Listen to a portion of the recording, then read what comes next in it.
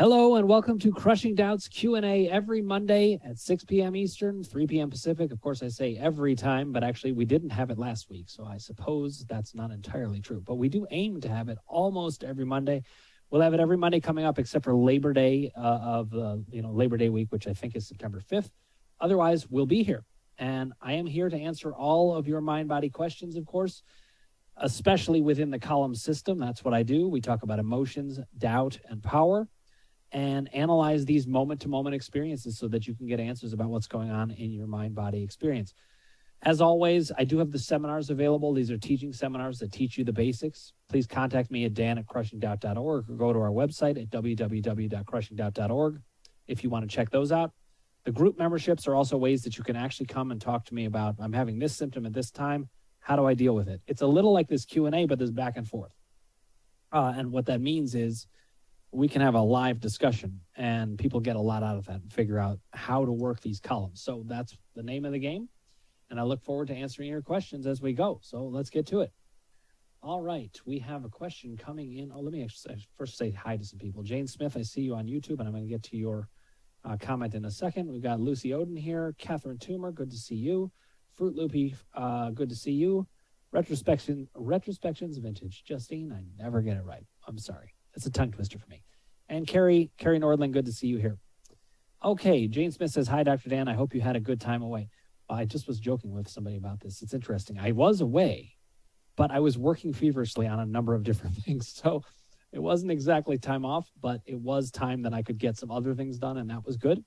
And I'm just glad to be back here with you guys. So let's get to some questions. Last time we did not get to any preloaded questions. Today we can at least get to one.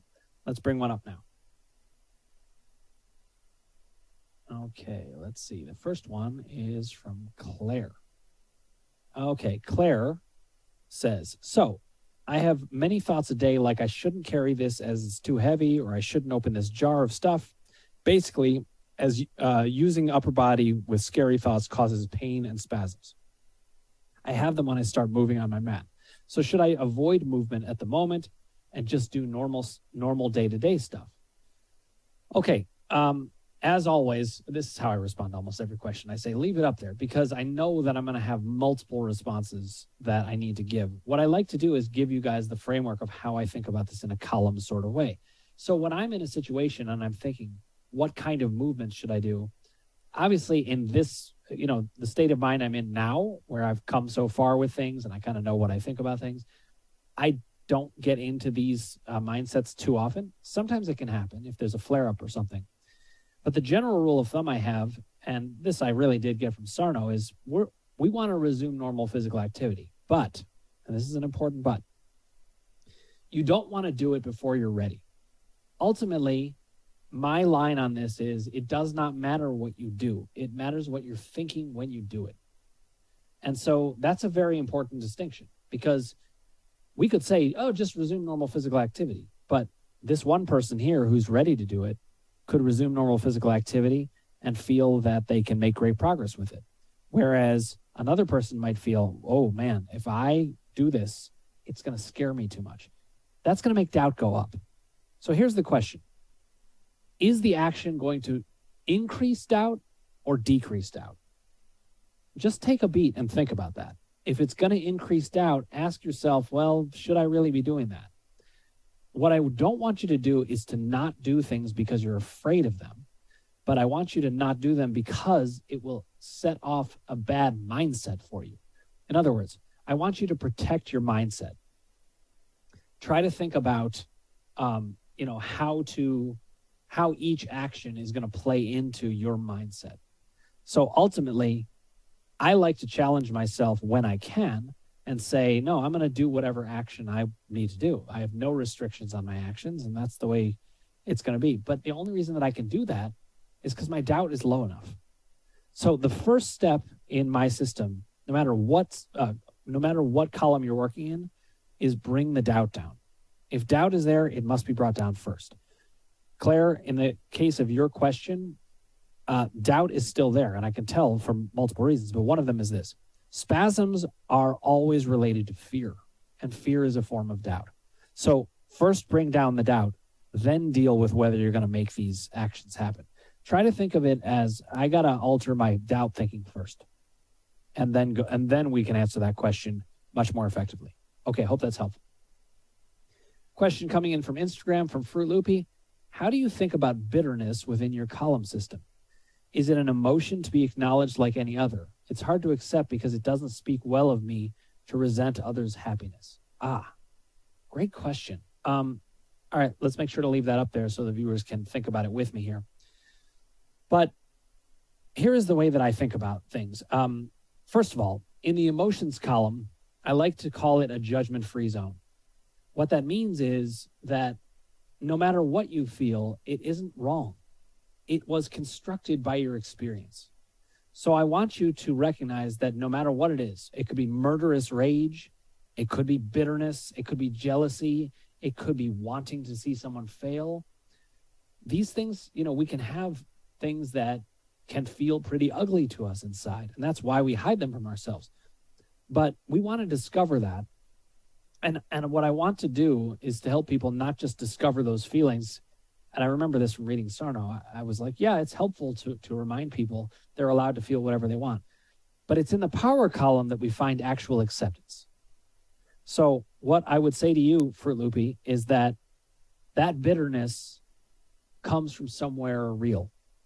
You didn't make that bitterness happen. It doesn't come from the fact that you're a bad person or you should be better in some way. It comes from the fact that something made you understandably bitter. And that's what I want us to think about is, okay, what made you bitter? So you said, is it an emotion to be acknowledged like any other? In a way, yes, but anything you don't feel good about, I want you to do power column work. I want you to think about your core suffering self. How did you get there? Because you didn't get there alone. You did not. Then you said it's hard to accept because it doesn't speak well of me to resent others' happiness. Okay, now this speaks to a power column action step, which is, I call it black and white thinking, but really it's dipping into black and white thinking. You don't want to stay there because if we stay there, we do get bitter in general. But you need to be able to dip into moments of bitterness. You're going to have them. We all do. And the way I think about symptoms is these are about our relationship with ourselves. So if we iron that out, that relationship with ourselves in a good way, then we can take away all the chronic symptoms. We can control the acute ones. We can go live in the power column. And then we get to decide how are we going to interact with people. So try to think about it this way. Your job is not to not be bitter. Your job is not to root for everybody or to not resent them. Your job might be to, behave pretty well so that they don't feel that so much. But you're allowed to feel it inside, and it comes from a real place that you not only can't control, but was built into your experience. So I want you to take it as information. Every symptom and every feeling is information. And we've got to look at it that way because that will take the judgment out of it. And I'm not just doing it as a trick. It does take the judgment out of it, but that's not why we're doing it, actually. The reason we're doing it is it actually is information. That bitterness is information. So, it's hard for me to answer the question, is it an emotion to be acknowledged like any other? Because I think all emotions are like any other and unique at the same time. But in this case, the uniqueness of that bitterness, I think, comes in the fact that it's a harder one for you to accept because you're criticizing yourself for it. And I want you to recognize within that core narrative, there's going to be a way to look at this that does not reflect so badly on you. Hope that helps. Okay. Christina Collins has joined us. Hi, Christina. Christina said, hi, Dan. Christina Collins here, also watching and learning from anywhere I can to learn about the columns. Thanks. Okay, thanks for joining us here, Christina. Please do let me know if you have any questions. I know we've had interactions in the past, and you are trying to figure out the system as many people are. So try to think of each question asked here as a chance to consider what is the system. But I'm going to sum up. Okay, as Fruit Loopy says, that helps, Dan. Thanks. My pleasure. Glad that does help.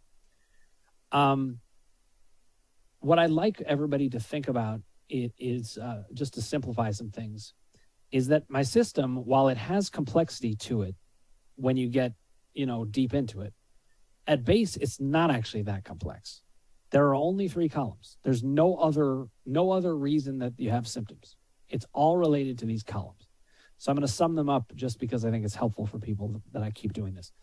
In the emotions column, it's for the onset and uptick in symptoms. And it is where the physical symptom is used as a distraction to keep something unconscious out of your awareness.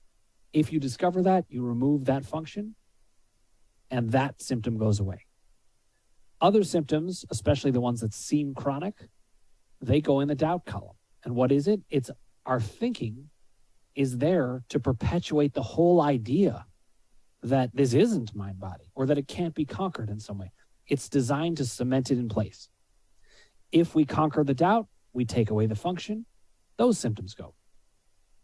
In the power column, symptoms are there because they are trying to communicate a very important message to us, and we must receive that message. Well, through the work of the core narrative and accepting the fullness of your trauma, or just recognizing power in general, you can receive that message. And by removing that function, we remove those symptoms.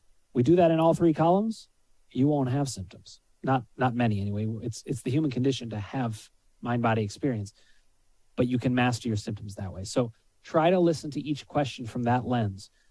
Which column is the operative one here? And how do we understand it in that way? If you're having trouble thinking about it, though, it's a sign that you have activated trauma. Back up and try to calm yourself down and remind yourself, this system is actually different than the others you've worked with. It may not feel understandable at first, but calm yourself down and simplify first. Think about those functions that I just listed and go from there. Don't worry about the details otherwise. All right, Karen Isaacs, good to see you here. She says, I had horrible pain on my right shoulder during an emotional moment. It came and went till my husband actually acknowledged me to see if I was okay. All the while as it was excruciating. Okay, so again, let's leave this up because I just want to make some observations and it'll allow the viewers to think about it while this is up here. So Karen, the way I'm thinking about this, and this is not surprising to me based on what I know of your experience, you had some traumas that probably went massively unacknowledged. Even though you'd think that they would have gone acknowledged given what happened to you. And I know you've talked about how I can share it here, so I'm going to do that. You can always tell me to stop that, but I know you said it was fine in the past. So Karen had a terrible loss early, and I won't get into details. I'll leave that for you, Karen, if you want. But she had a terrible loss of her mother to suicide when she was 2 years old. And that's the kind of thing that, believe it or not, goes unacknowledged a lot in society. I mean, it goes acknowledged in one sense. They say, oh, that's horrible. Oh, I'm so sorry. But what they don't do is really think about what was the impact. It's much more devastating than people realize, the traumas that we go through. That's what trauma is, in fact. It is an experience that other people see as bad, but don't recognize was life-altering. Almost killed us or left us with a sense of hopelessness beyond what most people experience.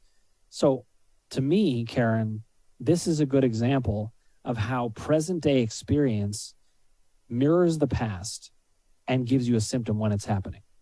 He wasn't really acknowledging it. He wasn't saying, are you okay? And I think that's part of your core narrative, if I were to write it up, Karen, is nobody asked you, are you okay? Not enough. And you wouldn't have been okay. There would be no way to be okay from that. But you did need people asking it. And so I want to, at least here in this community, let you know, and everybody out there, I'm going to keep asking, are you okay? You know, we have to keep checking that. So Karen says, yes, all okay. In 1960 till 1980, no one acknowledged. In fact, people would say, you were so young, it didn't affect you. Boy, do I know that one, Karen. Karen said, you're brilliant, Dan. Wow, yes. Thank you, Karen. I appreciate it. But I know this story well. My father died when I was 6 weeks old. Everybody says, oh, thank God you didn't have to experience it. Now, look, I didn't have to experience it in the way that my mom did. I didn't have to experience it even in the way that my brother did, who was a little under 3. They had traumas of a loss that were different, but I had different traumas. In fact, part of my trauma was their trauma. because I grew up in the trauma of them. I think what we need to do as a society is stop feeling that it's our job or our place, actually, to judge the traumas of other people. Instead, we need to listen. Open our ears and consider, what would that be like? And we need to listen to the person who's suffering. Now, sometimes the person who's suffering doesn't actually know what their trauma is fully either. And that's a big part of my power column work, is to draw that out of people through the exercise of creating the core narrative. It's the doing of it that matters. The end result isn't what matters as much. The doing of it allows you to get in touch with some things. And so, Karen, you said that I was brilliant, which I appreciate you saying, but the interesting thing is, one of the reasons I was able to say what I'm able to say about it is the work I've done to understand my own trauma. And then it's actually really easy to apply to you, because when I understand my own, I know what yours would have been like in a lot of ways. I mean, I have to use my imagination on some of the specifics, but I get it. Okay, we've got Jane Smith with a question. She says, I got a textbook cure June 6th, thanks to you.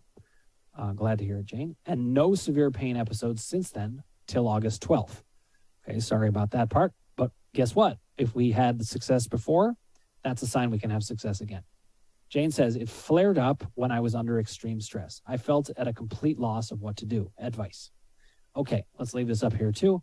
From a columns perspective, the way that I think about this, Jane, is, well, listen, the way I think about it all is, which column is the primary one?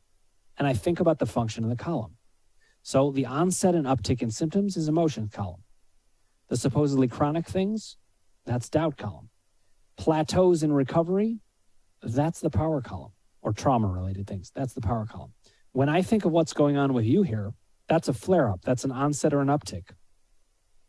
That doesn't sound like a supposedly chronic condition. So you can put the doubt column to the side for a second, even though there is going to be doubt that creeps in secondarily. You can put the power column to the side as well, because this isn't about you were getting better and then there was a plateau. This was a sudden jump. That's emotions column, 100%. So here's my advice to you. The emotions column is designed to function in this way. You create I usually say about 6 to 12 major themes that cover your life. And what I want those themes to do, I want you to be able to look at those themes and be like, yeah, that covers the main things I get upset about in life. If something major is left out, you still got a theme to develop. But if you can use those themes, you can do a better job, and I don't mean that critically, I mean it encouragingly. You can do a better job of recognizing what in the present moment that was causing that extreme stress mirrored something in the past. A lot of times people will get into the trap of, I see the extreme stress in the moment. Usually it's something about the past. I'm going to give a little anecdote. I was talking to somebody on our Facebook group, the Mind Body Connection, and she was feeling really sad about the loss of one of her animals. And she couldn't understand why she was getting symptoms. And I reminded her that she had lost her mother and she wasn't seeing that connection. She was only seeing the present day loss. And what you want to do is anchor it in the past. Recognize how the present is mirroring the past. And you can pinpoint what that is better. So when you're having a flare-up, remember, your symptoms make sense and you make sense. We need to look at this and think, why does it make sense that you flared up on August 12th? There is a reason for that, and the timing is exact. So I want you to think about the major themes that would have been active there, connected to your past. And if you can get the specifics, that will go down. Now, one other thing to add, Jane, if doubt has crept in here, then we need to bring down doubt also, and maybe even do that first. Jane, let me know if that makes sense to you and if you need more recommendations or advice on that. Okay? Thanks so much. Let me back up. We got a couple people to say hi to that I just want to greet. Christine Sadita, good to see you here. Rita is here with us. Good to see you, Rita. And Terry, good to see you. Let's see. Anna M. Trigva. Maybe it's Virginia. I don't know. Good to see you here. And Scotty has joined us as well. Good to see you. We got some old friends back and some new faces. It's wonderful. Okay, let's go to Catherine Toomer on Instagram. Catherine says, hi, Dr. Dan. I'm still thick into power column, working through trauma ever since coming off the OCD medications, the drugs. Still glad to be off meds, still struggling a lot. Dilemma of now. My knee-jerk reactions to big triggers from loved ones, especially husband whom I love, are frequent. I lash out verbally. I do apologize soon after. I do journal and sometimes discuss it with my husband to help process the stuff under the lashings out. I'm learning not to get down or shame myself for my reactions. I know they are my chance to deal with my trauma.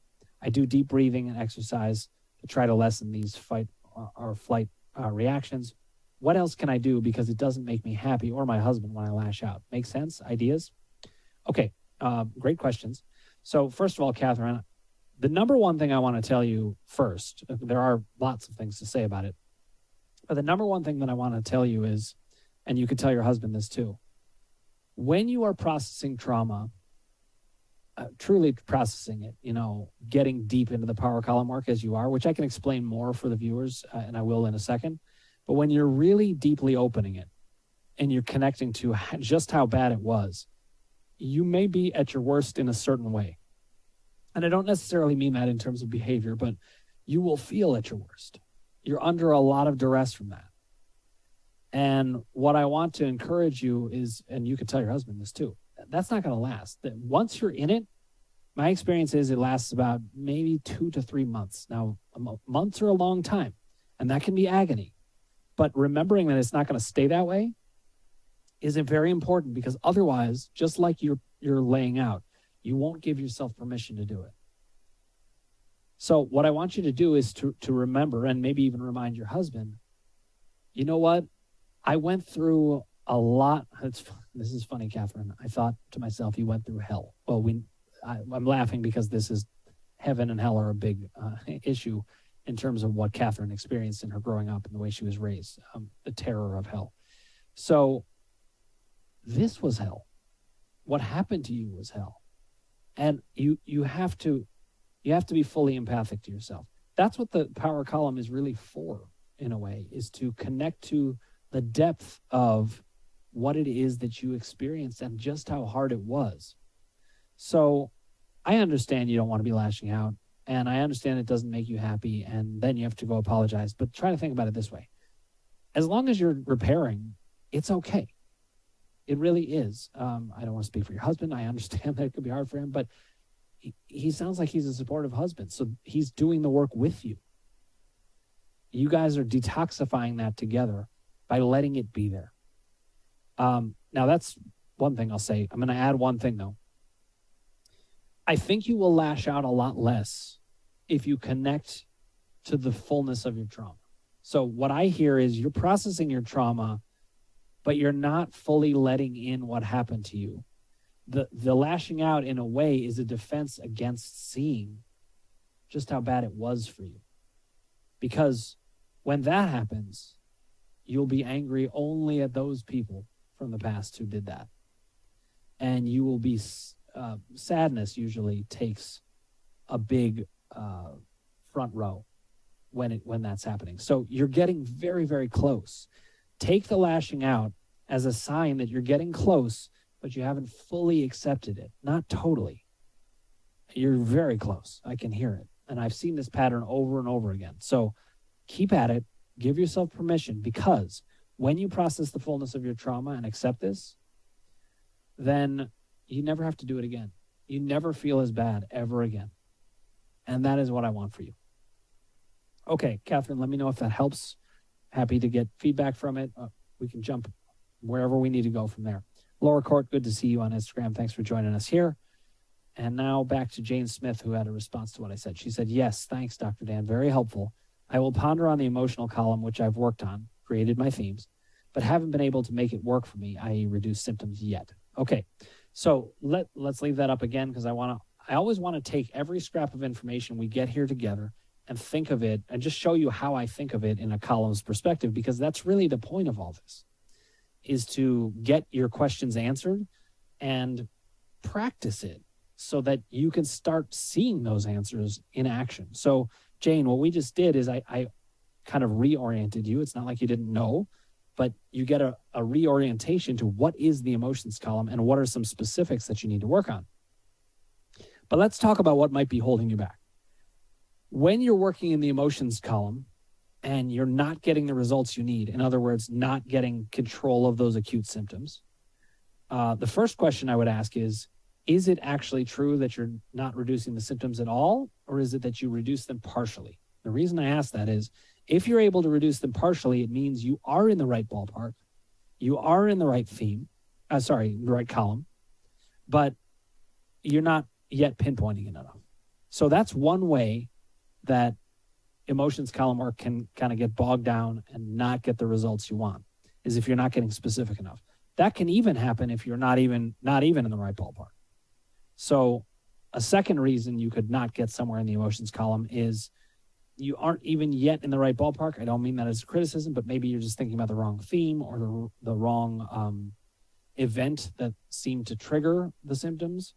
And you need to go back and think about, what was the timing? What was the thing that set it off? Sometimes it can be very surprising. So that's another reason.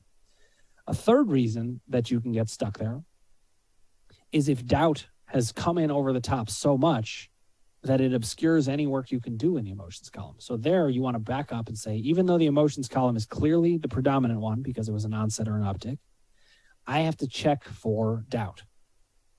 Is doubt causing a problem here first? So you want to check that as well. Those are some main reasons that people can get stuck in the emotions column. What I like to do is to say to people, always back up, remember the 3 columns, remember their function, and run through them all, because you can be surprised. Sometimes you could think, I was certain that was emotions, but guess what? Actually, a doubt came in and became the dominant factor. Even so, we know the way yours is presenting, you've got an emotions column thing, and I really think this is just about nailing the specifics. One more thing to mention about how you can get stuck in the emotions column, which I already did mention, Jane, but I just want to highlight again. There are times where you get it exactly right, but you're only applying it to the present, and you're not connecting it to the past. That's what I was describing with that woman. It was with a horse, actually, and she couldn't see how it connected to her mother. When I pointed that out, it opened things up. So stuck points are always clues.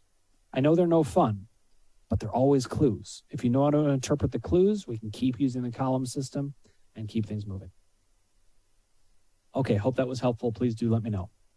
Let's move to another preloaded question. We have time. I think this one is from Alex. Yes, okay. How many cases of long COVID are TMS/mind-body? It sounds a lot like fibromyalgia/CFS, which is chronic fatigue syndrome. How many have an emotional trigger coinciding with a COVID infection, plus the widespread panic about COVID/long COVID? Not saying concerns about COVID are not justified. And away we go down the chronic pain cycle. Okay, so I want to leave this up there too, because listen, the way that I think, I hear any one question, there's a lot in it. So I'm glad that this question was brought up for multiple reasons. One of them being that a lot of people are wondering this, and a lot of people are struggling with this. And I do want to say that I guess the number one way I would want to say this is, if you are struggling with long COVID, I don't want anything about what I'm answering as a way out to suggest that you have some fake thing. None of this is fake. The question is, what's the cause? So we are essentially debating, is the cause a virus that continues to affect you, or is the cause the belief system about the virus that leads to physiological changes that continues this? Or is it some combination? And the fact is, because we don't know that much about COVID, doubt can have an absolute field day. I'm not saying I know what is or is not true about COVID. I don't. What I do know is that it opens the door to so much doubt. And Alex says it really well. He's saying, look at the widespread panic about COVID. The chances that there would be lots of mind-body experiences from this is guaranteed. So at least some portion of people who are experiencing long COVID are definitely having a mind-body experience alone.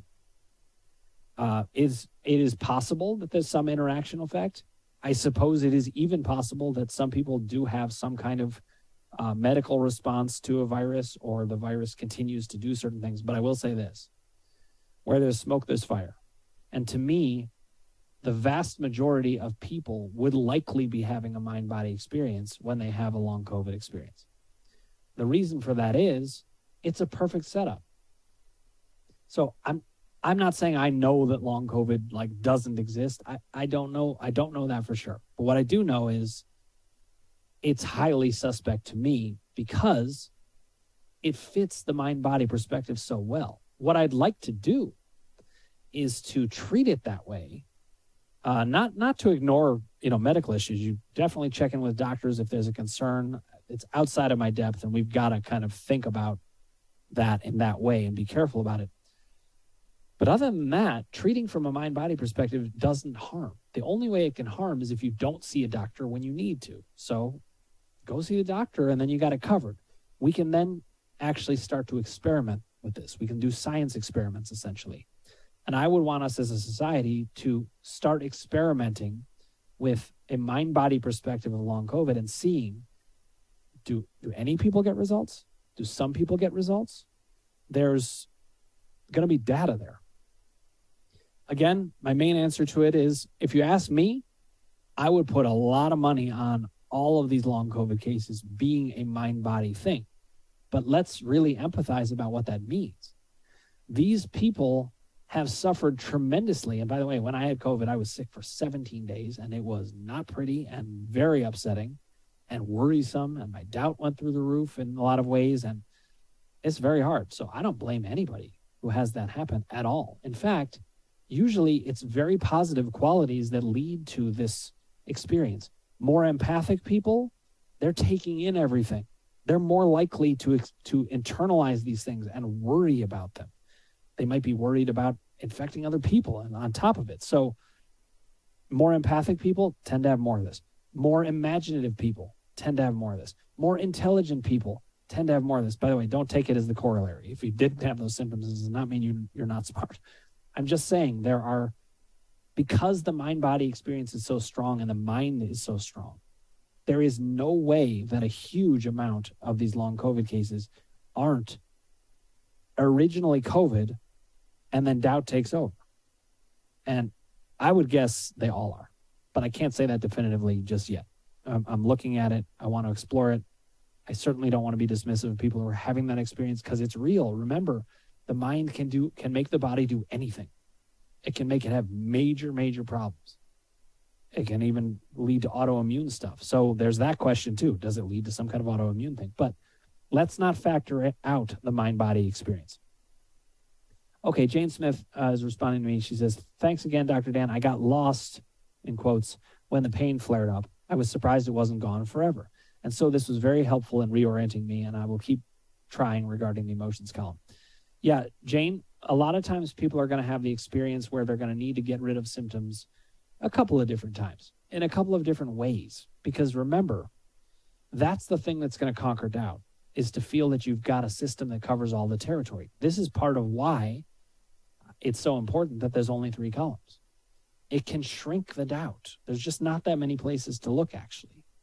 These things, my columns really do describe human experience when it comes to mind-body experience really, really well. And that means you can just shrink your doubt. So each time you conquer a symptom, that's another notch in your belt. And you keep working at it.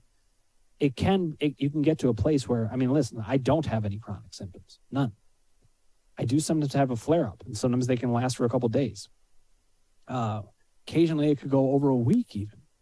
It can happen, but it doesn't happen very often, and I don't feel so lost, and I feel like I've got this system. Remember, I use my columns myself. I'm not just telling you guys to use them. I use them all the time. It's a great relief to me to know I've got rules I can fall back on to remember what should I do in these situations. So, Jane, this is just one of those examples, and I think you will take a big step forward in having this happen, even though it's no fun. Totally understand. Okay, Catherine Toomer has a response. She says, thank you so much. That feels so exactly right that I am completely in tears. I'm sorry, Catherine. Tears of consolation from being heard and for that extremely validating reminder to receive the fullness of my trauma. I thank you with all of my heart. Warning, as I get in deeper, which I am determined to do, I will definitely have more questions and need for your support. Thank you for being there for me and for everyone. Thank you, Catherine. I'm not afraid of this. I don't get worried about when people are delving into the fullness of their trauma, even if they need me more. That's fine. That's part of what I'm here for. That's part of the power column work that I do. But the thing that I love about it is that, well, listen, I love lots of things about it, but the thing I most love about it is that I can actually get people relief in a bigger way. I discovered the power column from this. I discovered it from a trauma that I was processing more fully. And when I did and I got better, I was like, and I don't just mean better, I mean like better in a way where I never had the same level of upset about it. I realized how important that was. So these columns came from my experience, but as I checked my experience with other people, I found these were universal things. They were not specific to me. And so we want to use the power column to explore these things and to know that you can get through this, you can connect to it. And for me, one of the great pleasures of the column system is when people come to me about these things, I know how to orient them with respect to what's going to happen, how long is it going to last, is the work going the way it needs to go, do we need to shift something, what do we need to address to help you get the information you need. I have those answers. And you know, I've been a therapist for a long time now. I didn't used to have those answers. I really didn't. The thing that taught me to have those answers was my back pain and other symptoms. The symptoms just told me everything I need to know. So I want to, continue to create this community where we are listening to the symptoms and recognizing that they bring wisdom, even though they can be so awful or debilitating or terrifying, all of those things. But debilitating and terrifying and everything else, it all comes down when we have a system to deal with it. Then we can start to just see it as communication. What is it saying? What's the information? So, Catherine, I'm really glad that you are feeling really, really heard in an accurate way. It's all because of the symptoms. They teach me how to do this, and you're learning to do it, and you're making good progress. So keep it up. I'm cheering you on, and I'm here with you. And it doesn't matter how dark it starts to feel, I'll be here with you. We're going to process that trauma and get through it. Okay, we actually have time for another preloaded question. It's funny, some weeks we get in a lot of them, some weeks none at all. Okay, this one is from Christine. Christine says, can TMS, now remember, TMS is the term that Dr. Sarno used, tension myositis syndrome. That's what he diagnosed, what was originally back pain. He came to see that it related to all musculoskeletal issues. And then that term, I think, certainly including myself, it gets used to describe mind-body issues, at a larger level. Interestingly, I just want to note, I don't tend to use disorder or syndrome in the way that I talk about it, although I do sometimes say TMS, I just fall back into it. And I have no problem with people who do. The PPD Association, for example, they're great. And I don't have any problem with people using it. But I don't tend to use disorder or syndrome because I think of this as the human condition. I am simply describing what happens for people in this mind-body experience. So just something to note. Now, Christine says, can TMS symptoms continue while you sleep? I am very aware of pain throughout the night when I'm changing positions during sleep, and I have a lot of pain first thing in the morning. Okay, so first answer is the very simple one. I'll answer it in short form and long form. The short form is yes. TMS symptoms can not only can continue while you sleep, they do. When you go to sleep, you still have a mind, and dreams are proof of that. In fact, the fact that you sometimes toss and turn or move around, it's proof that your mind's still going. So actually, we have a very active mind. At night. These things can continue and continue and continue. Now, let me get into the specifics of that. Christine says, I'm very aware of pain throughout the night when I'm changing positions during sleep. What that shows, and this is true for a lot of people, if not all, is that doubt continues straight through. We don't lose who we are when we go to sleep. We remember who we are. We're just in an altered state. But included in that is our doubt system. So if we are doubting ourselves, I don't mean ourselves, but our symptoms, although it could be ourselves as well, then we're going to carry that into the night. So a person who's afraid to move during the day is not likely to go to sleep and suddenly become not afraid of that. Nope. What's more likely to happen is that person, because they are afraid of the symptoms, is more likely to stay aware and probably to sleep less deeply. So you're on your guard and you carry that through. Now, when you say, I have a lot of pain first thing in the morning, that can relate to many different things. It could relate to the idea that you have what I call a conditioned response, or what many people call a conditioned response, where you're expecting to have pain in the morning. If that's the belief system, your physiology is more likely to carry that out. On top of it, if you're particularly tense when you're asleep, because some people get more tense when they're asleep because they have thoughts like this. I can protect myself when I'm awake, but if the mind is causing it and I can't be active with my mind, how am I going to protect myself? And they think they can't protect themselves in sleep. And I'm going to say something about that in a second, about what to do. That can really affect people's actual physiologies while they sleep, meaning your muscles could be a lot tighter.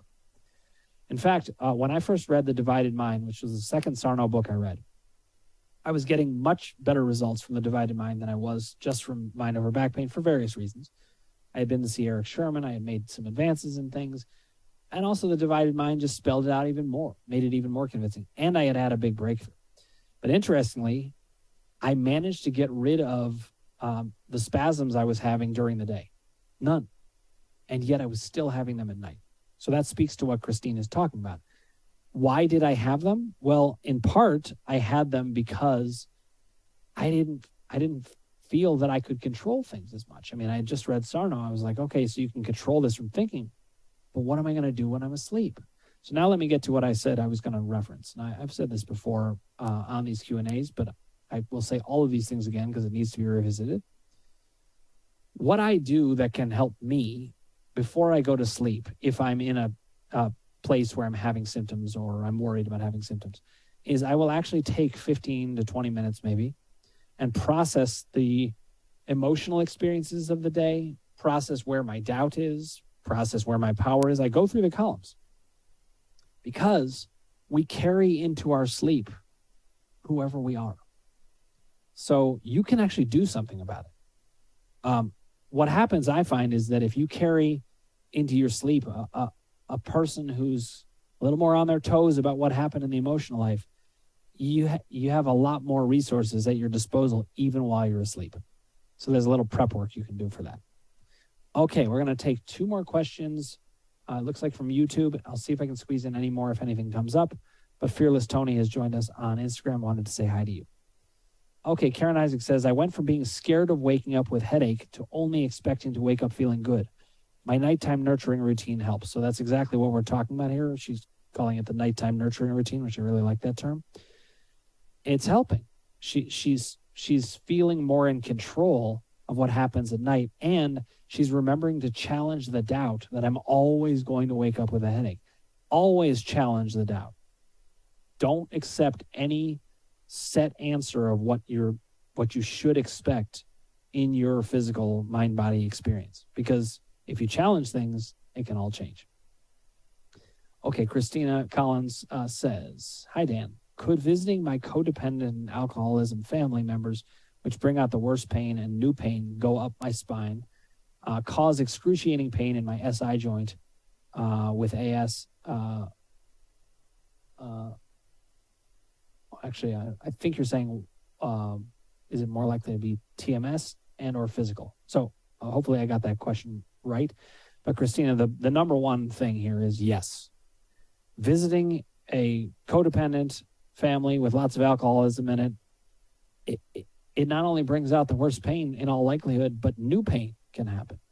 So the way I think about it is your body, I have this thing that I say in the action steps, your body is a flowing emotion. So try to think of your body's symptoms in general, unless they're connected to a blunt force trauma, like you got hit by a truck, or they're connected to a major medical condition, which that does not apply to any of you in all likelihood. you want to think of it as your physical symptoms are your emotional symptoms. It's simply another way of experiencing your emotional life. So you could be sad, or you could have pain in your SI joint. And they're actually no different with respect to what it means. Where they are different is how much it sucks. And we've got to be able to address that and kind of translate that symptom back. So, Christina, we're going to work on this. But one of the things that I hear in you is you've got what I call level 1 doubt. And that is the doubt about whether this is mind, body, or not. And it is my job over time, as we work at this, to convince you that everything you're experiencing, everything is mind, body. Now, I know you've had some physical things, and they may have started off purely, but everything heals. Everything. So everything that can heal. A damaged pancreas, that might be different. But everything you've told me about, especially the musculoskeletal stuff, it all heals. So I can tell you it's mind, body. But it doesn't matter what I think. It matters what you think. So my job is to help you to consider what I'm saying and weigh the facts and see if you can sort that out and come to terms with it. I will tell you definitively, it was just tailor-made for a mind-body experience. To go to that family situation and then have pain, not a chance in hell that was a coincidence. But Christina, let's think about it, because ultimately we got to help you get to a place where you believe that. Okay, Rebecca Eidland has joined us here. Good to see you. Guys, we're going to have to wrap up in a second. But Rebecca or anyone else, if you do have questions, don't hesitate to send them in to me. As you see, we actually did get to some preloaded questions this time. Sometimes we don't, but a lot of times we do. And I keep that going, and I try to address them. And if they linger for a long time, I do tend to get them answered in one form or another.